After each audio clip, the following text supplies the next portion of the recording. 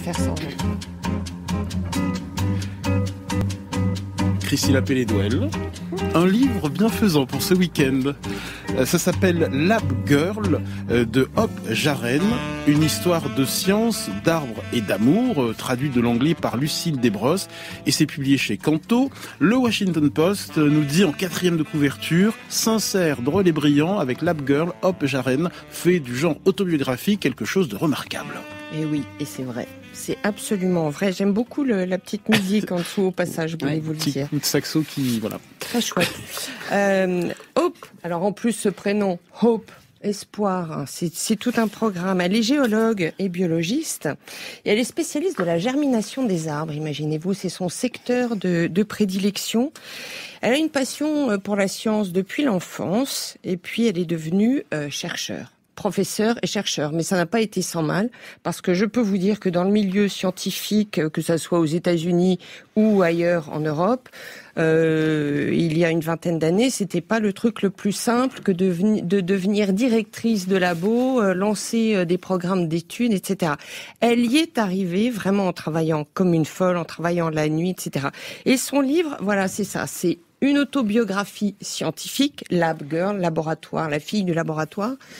Une autobiographie scientifique, mais aussi elle raconte, et c'est ça qui est vraiment intéressant dans ce livre, elle émaille son autobiographie de considérations et d'explications scientifiques sur ce qu'est la germination. Alors autant vous dire que moi je n'y connaissais absolument rien et que je me disais que c'est pas le truc qui va me passionner le plus du monde.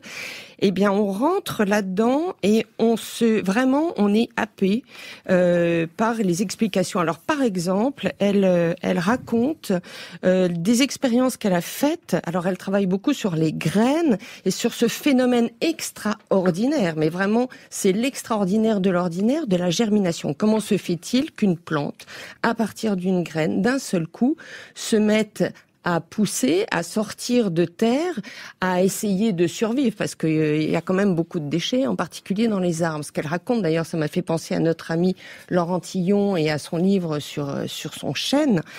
Et par exemple, donc, elle parle à un moment donné, dans un chapitre, de son travail sur la graine du mycocoulier. Alors, inutile de vous dire que c'est pas le truc sur lequel je me serais plongée du premier coup. Eh ben, c'est remarquable. C'est remarquable. Elle a une manière d'expliquer, en effet, quel est le processus absolument inouï, le processus géologique et le processus chimique, biochimique de la germination.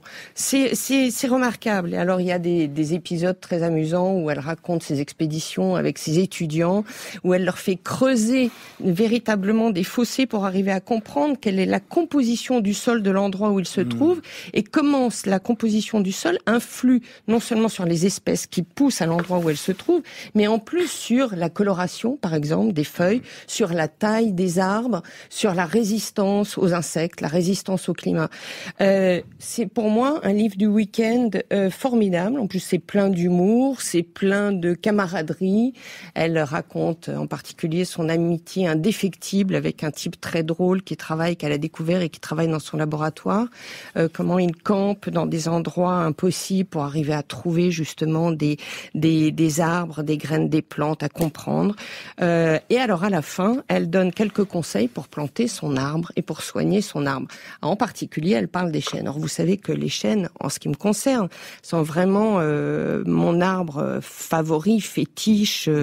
J'idolâtre les chênes et elle explique comment faire. Et en particulier, elle dit, alors là, Stéphane, c'est pour vous que quand on a un chêne qui pousse comme ça spontanément dans son jardin, ce qui est mon cas, il faut vraiment y faire très attention, y faire attention en particulier durant les 3 premières années, parce que les 3 premières années de pousse d'un arbre sont les plus fragiles.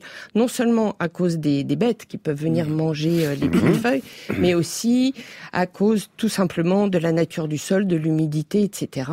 Et donc prendre soin de son chêne, voilà. Stéphane Marie.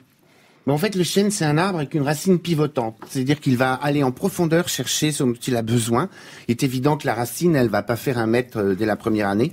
Donc, peu à peu, elle s'enfonce dans le sol, il se fixe dans le sol et surtout, il va chercher les nutriments et l'eau dont il aura besoin. Parce qu'il est capable, lui, inversement au être qui n'est pas capable avec ses racines de capter tout ce qu'il évapore. Et donc le chêne, il est solide, il est profond, il est enraciné profondément et effectivement, les premières années, il est beaucoup plus vulnérable. La femme qui donne envie de lire Christina Pellidwell, Stéphane Marie qui va me le piquer, le Lab Girl, je le sais, j'ai vu son regard tout au long de votre chronique. Lab Girl, une histoire de science, d'arbres et d'amour, c'est publié chez Canto, c'est un éditeur suisse, et c'est signé Hop Jaren. Merci beaucoup pour ce conseil, ma chère Christina. France Inter. Chouette, tu es Harry Potter. Grand bien vous fasse. Je suis Hermione Granger. Et... Évite de choisir tes amis parmi les gens douteux. Je peux te conseiller.